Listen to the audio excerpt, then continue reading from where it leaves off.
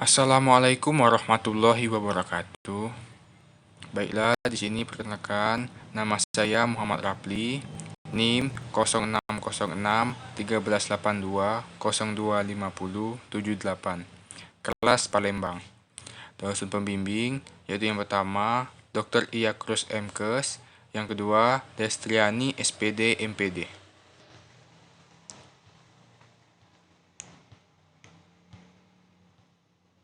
Baiklah, di sini saya akan membahas yaitu yang pertama hakikat evaluasi pembelajaran, yang kedua prinsip-prinsip evaluasi pembelajaran, yang ketiga fungsi evaluasi pembelajaran. Baiklah, yang pertama hakikat evaluasi pembelajaran. Hakikat evaluasi pembelajaran adalah proses mengumpulkan, menganalisis, dan menginterpretasi informasi secara sistematis untuk menetapkan ketercapaian tujuan pembelajaran.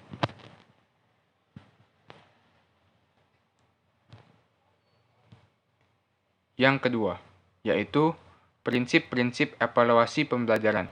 1. Kontinuitas.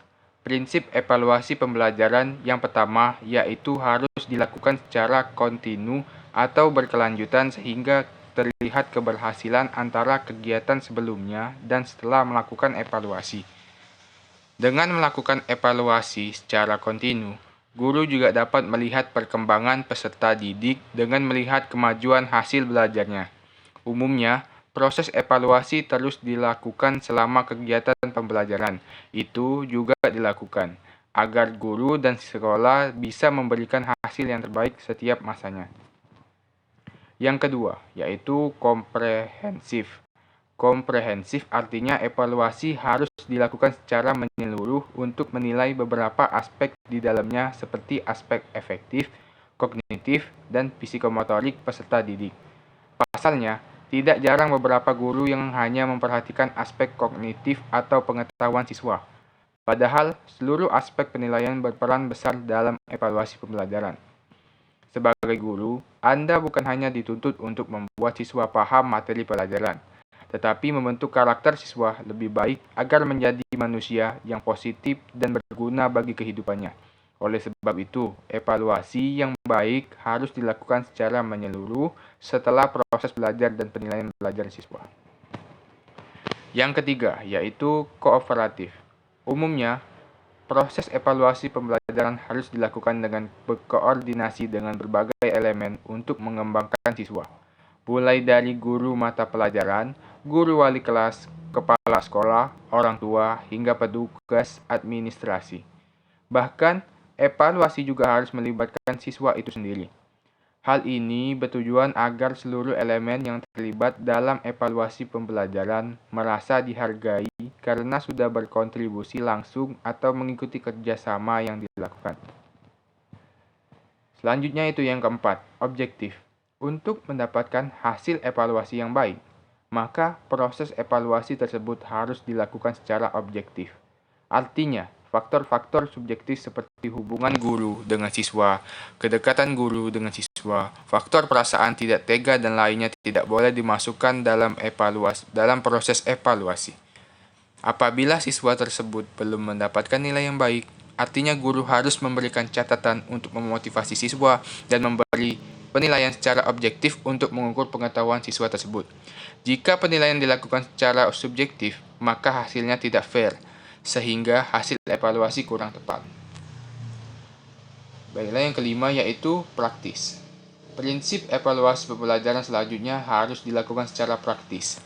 Artinya tidak memakan biaya, waktu, dan tenaga yang banyak. Hal ini bertujuan untuk memberikan kemudahan pada guru dalam menyusun instrumen. Prinsip evaluasi yang satu ini juga bukan hanya memberikan kemudahan pada satu guru, tetapi oleh seluruh guru. Bahkan dirasakan oleh sekolah. Seiring dengan kemudahan atau kepraktikan evaluasi pembelajaran, jangan sampai menghilangkan esensi evaluasi pembelajaran itu sendiri, yaitu untuk mencapai tujuan belajar dan menciptakan pembelajaran yang optimal.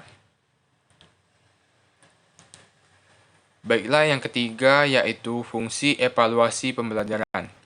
Fungsi evaluasi pembelajaran, yaitu fungsi utama dari evaluasi pembelajaran adalah untuk mengetahui sejauh mana kemajuan, perkembangan, serta keberhasilan peserta didik setelah melaksanakan proses pembelajaran dalam jangka waktu yang ditetapkan.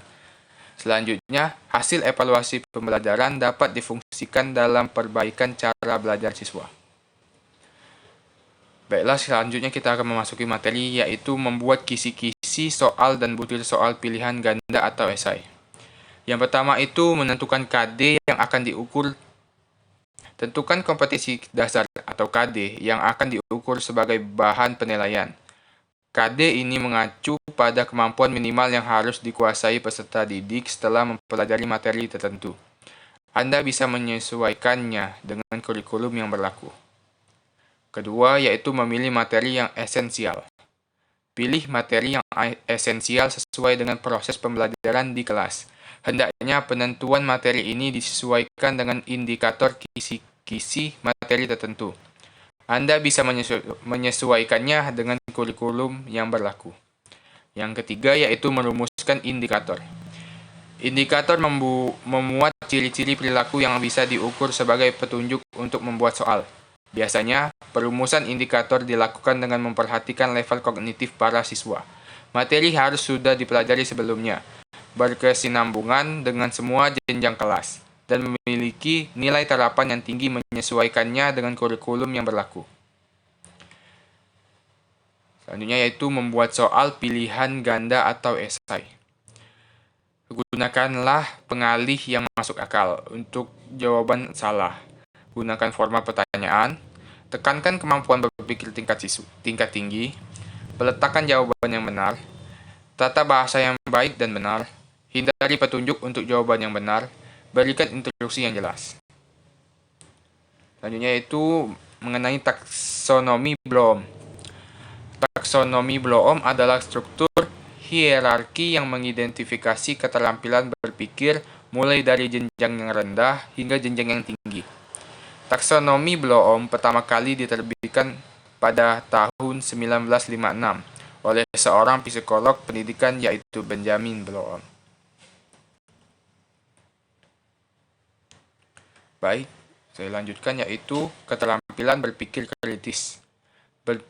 Berpikir kritis merupakan proses di mana pengetahuan dan keterampilan dikerahkan untuk memecahkan permasalahan yang muncul, mengambil keputusan, menganalisis semua asumsi yang muncul dan melakukan investigasi atau penelitian berdasarkan data dan informasi yang telah didapat sehingga menghasilkan informasi atau kesimpulan. Baiklah, itulah penjelasan atau presentasi dari saya, Muhammad Rapli. Demikianlah, saya mohon maaf apabila ada kata-kata yang salah. Kepada Allah saya mohon ampun. Assalamualaikum warahmatullahi wabarakatuh.